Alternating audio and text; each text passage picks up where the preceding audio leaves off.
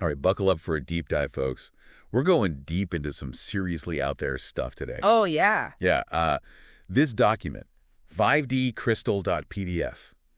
Let me tell you, it's a wild ride. We're talking religious ideas, philosophy, even like hints of future tech all smashed together. It makes these bold claims about like truth, belief, and even throws in this mysterious figure called the Rider. Right off the bat, it dives into truth and belief, doesn't it? Uses this really interesting metaphor talking about doors. Yours, yeah. Like how belief can slam the door that truth opens. Exactly. Makes you think, right? Like about what we choose to believe versus, what might actually be true. Yeah, have you ever like come across something that just totally rocked your world? Like some info that just made you question everything? Oh, absolutely. And that's what this whole cognitive dissonance thing is all about, right? That tension when something challenges like our whole worldview. Uncomfortable. It is, yeah. But this source, it keeps pushing. It even connects this like unstoppable force idea to the figure of Christ. Christ, okay. Says this figure has like a unique name, a name that only they know. It's like a riddle, hinting at some deeper knowledge that's like beyond us. It's like saying this figure isn't just like a historical person or a religious icon. It's like the architect of reality or something, arriving first. Exactly. Implies a powerful position, doesn't it? Huge power. And then it throws in this Baudrillard quote about simulacra. Have you ever scrolled through social media and felt like everyone's life is perfect except yours? Haha. Yeah, the curated life. Everyone's living in this fake reality. That's exactly what Baudrillard's getting at. We're surrounded by copies, but where are the originals? These representations that become like more real than the thing they're supposed to be reflecting. Like a map that matters more than the actual place. Exactly. Or a perfect fake flower that we think is real. And then the source hits us with this question. Can even God be like simulated? Whoa. Makes you think about like, what is faith? What do we believe in? How do we know what's real anymore? And this leads us right into their whole rider thing, questioning if they'll like actually show up or if it's a total bluff. Right. It even draws a parallel to Jesus, suggesting the world's going to judge this rider, just like, how they judge Jesus. We got to be careful of that confirmation bias thing, though. Confirmation bias. Yeah, we tend to see what we want to see, interpret things to fit our existing beliefs. Oh, totally. If you already believe in like a messiah figure, you're going to see the right and be like, yep, there he is. Yeah, whereas a skeptic might just dismiss it all. Exactly. Yeah. And then things get really weird. The source introduces, wait for it, 5D crystals. 5D crystals. They say these crystals can store information. They even call them like memory crystals. Sounds like science fiction. It does, but scientists are actually looking into using crystals to store tons of data, like in multiple dimensions. So it's not as out there as it seems. Maybe not. Yeah. Then the source goes on about how understanding, like orientation and position, are key to being able to see this rider. Like what? Like we need a new perspective to even perceive them. Yeah, like we're missing a piece of the puzzle, and these crystals might be the missing piece. Okay, I'm intrigued, but like how do we wrap our heads around all this? That's a great question, and that's where we pick up in part 2. It's like these 5D crystals, they're kind of like a lens, right? Allowing us to see something that's like beyond our normal perception. Right, like an upgrade for our brains. Yeah. Expand our minds to, process all this extra data. But what kind of information are we even talking about? Like knowledge, wisdom, or something even, bigger? That's the big question, isn't it? It seems to be hinting that this information is connected to the writer, to like their whole deal, their purpose. And it keeps going back to this position and orientation thing. What do you think that means in this context, I mean? If we're thinking spatially, maybe position is like where the writer fits in the grand scheme of things. Yeah. Their relationship to the universe. And maybe orientation is how we align with that, how we perceive and interact with the writer. Yeah, like we're trying to find our place on this giant, multi-dimensional map. Right. And the writer's the landmark, the point of reference that helps us navigate it all. Right. And remember, the source says the writer arrives first. Like they exist outside of time as we know it. Whoa. That means like they could have knowledge of the past, present, future. That's a lot of knowledge. Imagine that. It would change everything. But here's what I don't get. Yeah. If this writer is so important, why do we even need the crystals to see them? Like, why can't we just, perceive them directly? Ah, well, that's where the veils come in. Veils, okay. A lot of spiritual traditions talk about these layers of reality that our senses just, like, can't pick up. It's like, a radio. You need the right receiver to tune into certain frequencies. So are you saying these 5D crystals are kind of like a receiver? That Yeah. they allow us to tune into the rider's frequency? Exactly. They bypass those veils, They expand our perception beyond its normal limits. But there's another layer to this. Remember, the source also says the world will judge this rider. If they're so powerful, like so undeniable once we can see them, why would anyone judge them? You would think their presence would just be like totally obvious, right? Yeah.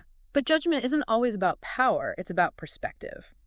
There's a quote from the book of John that comes to mind. It says, "For judgment I have come into this world, that those who do not see may see, and that those who see may be made blind." Deep.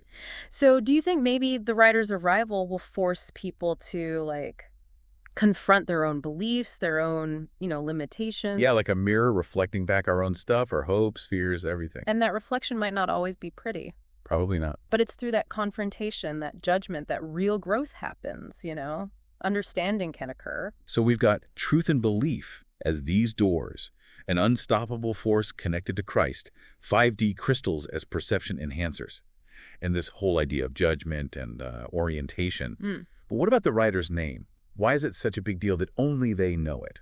That's a great point, and it speaks to, like, how profound this writer really is. Think about names. Like, in different traditions, names often hold a deeper meaning, right? Like how, in some cultures, knowing someone's true name gives you power over them. Exactly. So in this case, the writer's name might be more than just a label. It could be the key to understanding their power, their connection to, like, the fabric of reality. So by keeping it a secret, they're holding back something huge, something that could, I don't know, totally change how we understand the universe. Yeah.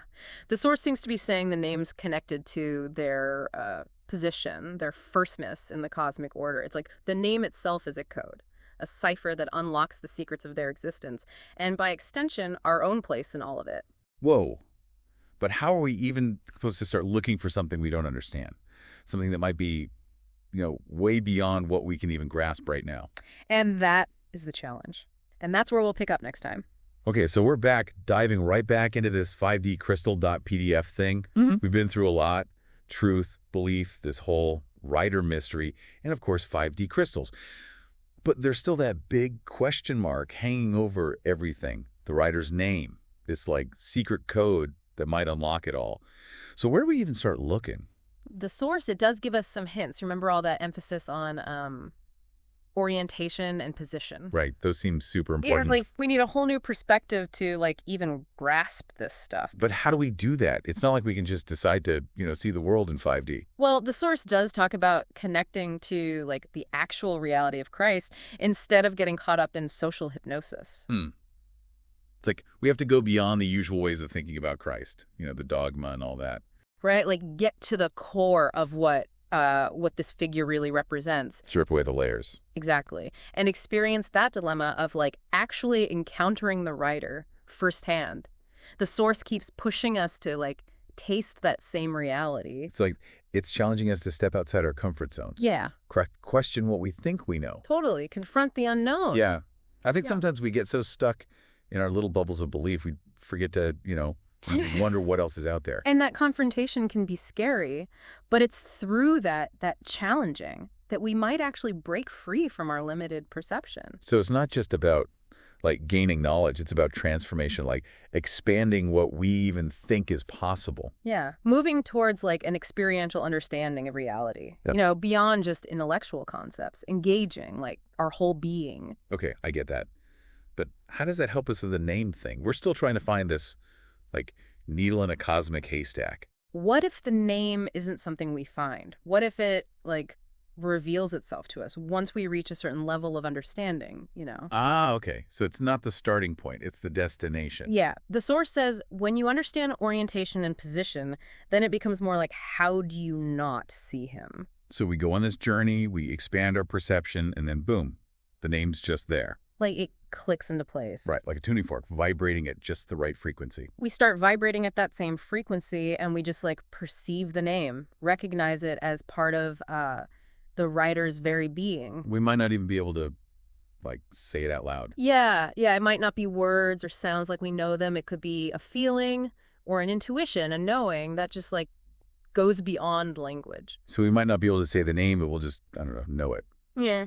in our hearts. Exactly. A truth that just resonates with our very core. Man, this whole deep dive, it's been intense. We've talked about truth, belief, even what is real. It definitely makes you think. For sure. It's challenged me. And I'm walking away with, like, way more questions than answers. Yeah. But that's a good thing, right? Absolutely. This source, it's not about giving us all the answers. It's about sparking our curiosity, encouraging us to, to go on our own quests for understanding. Yeah, like it's given us this map to a hidden treasure, But the real treasure is the journey. a transformation we go through along the way. So if you had to pick like one thing for our listeners to think about, what would it be? I think the biggest question this whole thing raises is, if information can be stored in ways we don't even understand yet, if reality is much bigger than we think, then, well, what does that mean for how we see truth, belief, even faith? It's a big question. It is. It makes us step outside our comfort zones for sure and embrace those, infinite possibilities. Well, this has been a great deep dive. It really has. Thanks for joining us. Keep exploring, keep asking questions, and keep your minds open to whatever's out there. Until next time.